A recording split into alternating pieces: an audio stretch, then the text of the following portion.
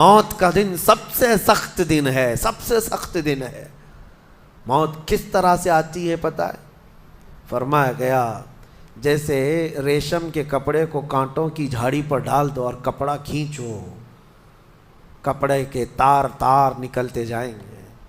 فرمایا گیا ملک الموت روح نکالنے کے لیے جب آتے ہیں تو اسی طرح سے روح نکالتے رہتے ہیں، انگلیوں سے، پیروں کی، ہاتھوں کی انگلیوں سے، ناخنوں سے روح نکلتی نکلتی آتی ہے، ایک ایک جوڑ سے روح نکلتی ہے، یہاں تک کہ ناک تک اس کو کھینچ کر کے لایا جاتا ہے۔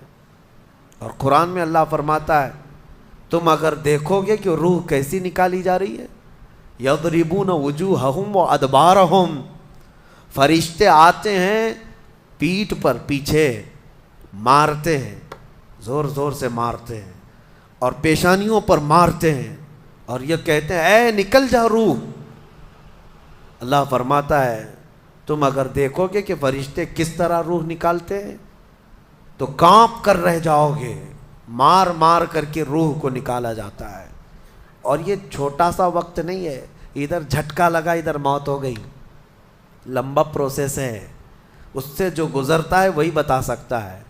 بعض لوگوں کو ایسا لگتا ہے زہر کھا لیا ابھی موت ہو گئی، سوسائڈ کر لیا ابھی موت ہو گئی۔ موت اتنی آسانی سے نہیں آتی، لمبا پروسیس ہے۔ موت سے پہلے فرشتے آ جاتے ہیں، چاہے تم اچھے آدمی ہو، بیٹھے ہوئے ہو، تم کو بھی اگر موت آنی ہے تو تم پہلے فرشتوں کو دیکھنے لگ جاؤ گے، لیکن بتا نہیں سکتے کسی کو۔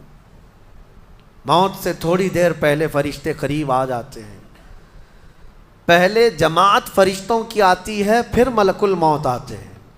ملک الموت ان فرشتوں کے بیچ آتے ہیں، جیسے ہی یہ مرنے والا آدمی ملک الموت کو دیکھ لیتا ہے پھر اس کے جسم میں کپ کپی طاری ہو جاتی ہے، اور ایسی کپ کپی طاری ہوتی ہے کہ کبھی پیشاب نکل جاتا ہے، کبھی پخانہ نکل جاتا ہے۔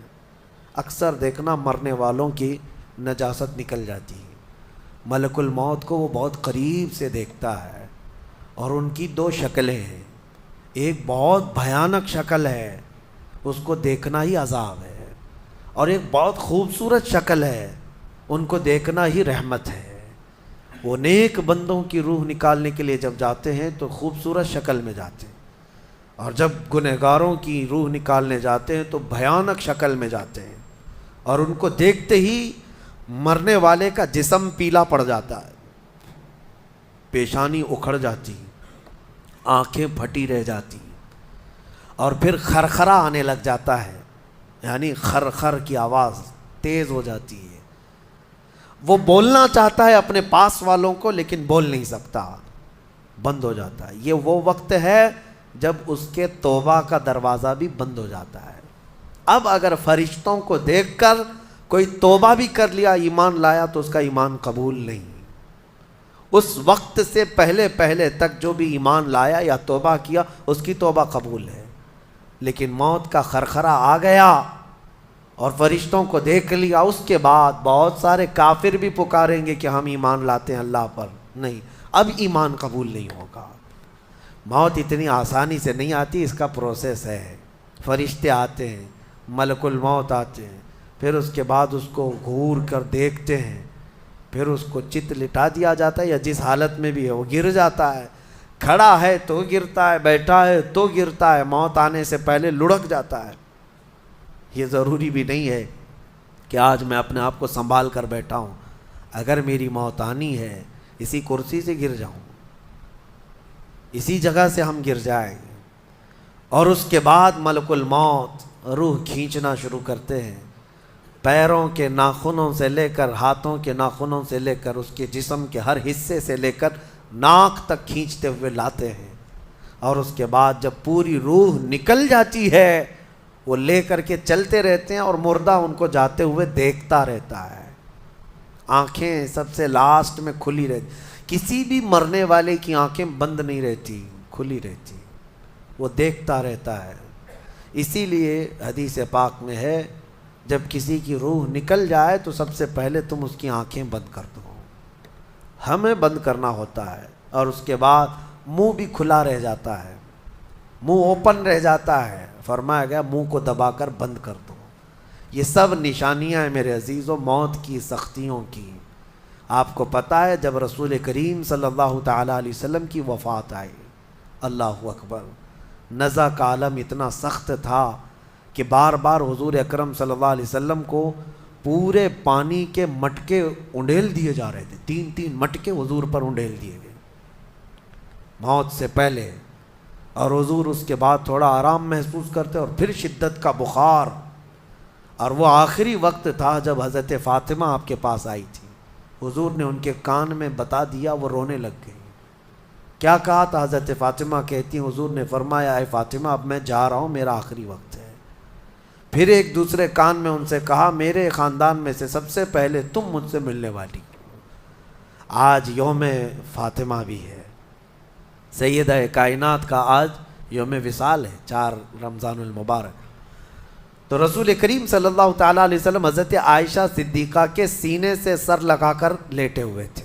حضرت عائشہ فرماتی ہیں سنو، مجھے پتہ ہی نہیں تھا، حضور حضرت عائشہ سے زیادہ محبت کرتے تھے، اسی لیے آخر وقت میں حضرت عائشہ کے ہی حجرے میں رہنے لگے، باقی دوسری بیویوں کیا نہیں جاتے۔ حضرت عائشہ کہتی میں حضور اکرم صلی اللہ تعالیٰ علیہ وسلم کو کبھی مسواک دے رہی، کبھی پانی کے چھڑکاؤ کر رہی۔ تھوڑی دیر کے بعد حضور اکرم صلی اللہ تعالیٰ علیہ وسلم لیٹے لیٹے اسی طرح رہ گئے۔ حضرت عائشہ کہتی ہے میرے سینے پر حضور کا سر تھا، وہ اتنا بھاری ہو گیا مجھے لگتا تھا کہ میری پسلیاں ٹوٹ جائیں گی۔ یہ حضرت عائشہ کہتی ہیں مجھے ایسا لگتا تھا کہ میری پسلیاں ٹوٹ جائیں گی۔ ہوا کیا تھا؟ حضرت عائشہ فرماتی ہیں دروازے پر جبرائیل امین آئے، روح نکلنے سے پہلے کی بات ہے۔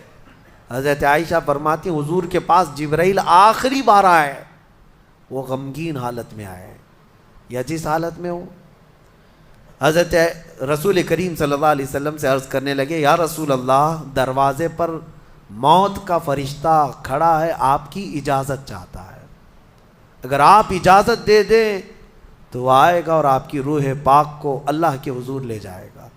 اور یا رسول اللہ آج سے پہلے اس فرشتے نے کسی سے اجازت نہیں لی اور قیامت تک کسی کی روح نکالنے کے لیے وہ اجازت لے گا بھی نہیں، یہ صرف رسول پاک کی خصوصیت تھی۔ حضور نے فرمایا آنے دو، ملک الموت آئے، اور جب حضور کی اجازت سے روح نکالی تو حضرت عائشہ کہتی ہیں اتنا بھاری ہو گیا تھا سر کہ مجھے لگتا تھا کہ میری پسلیاں ٹوٹ جائیں گی سینے کی۔ اور اس کے بعد حضرت عائشہ فرماتی ہیں میں نے حضور کے سر مبارک کو نیچے کی طرف کیا، مجھے پتہ بھی نہیں تھا کہ حضور کا انتقال ہوا، میں حضور اکرم صلی اللہ علیہ وسلم سے باتیں کرنے میں مصروف تھی، اسی میں حضرت ابو بکر صدیق حجرے میں آئے، پوچھا عائشہ کیا حال ہے حضور کا؟ حضور اکرم صلی اللہ علیہ وسلم کو دیکھا حضرت ابو بکر نے اور پیشانی مبارکہ پر ہاتھ رکھا تو وہ بہت ٹھنڈی تھی، ماتھے کو بوسہ دیا اور ایک آہ بھری اور ایک جملہ کہا تھا یا رسول اللہ ایک بار موت آنی تھی وہ آپ پر آ گئی، اب موت کی سختی اللہ دوبارہ کبھی آپ کو نہیں عطا کرے گا۔ موت کی سختی کیونکہ حضور کو انہوں نے دیکھا تھا، کئی دنوں سے تکلیف تھی، 13 دن تک حضور پاک صلی اللہ علیہ وسلم کو تکلیف تھی، 13 دن تک۔ حضرت ابو بکر کہتے ہیں یا رسول اللہ اب موت کی سختی دوبارہ کبھی نہیں آئے گی، جو اللہ کا وعدہ تھا وہ پورا ہو گیا۔ پورا کھل کر کے رو بھی نہیں پا رہے تھے ابو بکر صدیق، اور اپنے اندر دبا بھی نہیں پا رہے تھے۔ موت کی سختی انہوں نے دیکھا اور اس کے بعد کہا اے عائشہ کیا دیکھ رہی ہو، اللہ کے رسول ہم سے رخصت ہو چکے۔ پھر انہوں نے آ کر مسجد میں اعلان کیا اے لوگو اللہ کے نبی کا انتقال ہو چکا۔ اب مجھے یہاں یہ بتانا ہے اگر موت سے کوئی بچ سکتا تھا تو سب سے پہلا نمبر تو رسول اللہ کا ہونا چاہیے تھا، کیونکہ اللہ کے سب سے محبوب نبی وہی ہیں۔ جب رسول پاک صلی اللہ تعالیٰ علیہ وسلم کو بھی موت آئی تو میاں ہمارا اور تمہارا شمار نہیں، چاہے 100 سال زندگی مل جائے لیکن مرنا ضروری ہے۔ بہرحال یہ باتیں بڑی طویل ہو جائیں گی، موت کا تذکرہ اس لیے بھی میں زیادہ کرتا ہوں کہ حدیث پاک میں ہے مومنوں کو یہ تذکرہ کرو تاکہ ان کو گناہوں سے نفرت پیدا ہو جائے اور آخرت کے سفر کی تیاری وہ شروع کریں۔ اللہ کریم ہم سب کو دنیاوی خرافات سے محفوظ فرمائے، دنیا کی لذتوں سے اور یہ فانی خرافات میں مبتلا ہو کر آخرت بھولنے سے اللہ ہماری حفاظت فرمائے۔ مولا کریم جب ہماری موت آنے کو ہو تو ہماری زبانوں پر کلمہ طیبہ جاری فرما دے۔ رب ذوالجلال موت سے پہلے تیرے حبیب پاک کے چہرے کی زیارت نصیب فرما۔ اے کریم خدا، کیا ہی بہتر ہوتا، میں گنہگار ہوں اور بڑے مرتبوں کی خواہش، تو کریم ہے خدایا، تیری بندہ پروری ہے، کیا ہی بہتر ہوتا مولا کہ موت آئے تو رمضان کا مہینہ مل جائے، جمعۃ المبارکہ مل جائے۔ مولا تیرے وعدے کے مطابق ہم قبر کے عذابات اور سوالات سے محفوظ ہو جائیں۔ اے اللہ، آج کی اس تفسیر پاک میں تیری جلال و جبروت اور تیری عزت کا وسیلہ لیتے عرض کرتا ہوں، ہم میں سے جو رخصت ہو چکے ہیں، ہمارے آبا و اجداد، ہمارے باپ، ہماری مائیں، ہمارے رشتہ دار جو قبروں میں برسوں سے اب آرام کر رہے ہیں، اے اللہ تو اس رمضان کے صدقے ان کی مغفرت فرما دے۔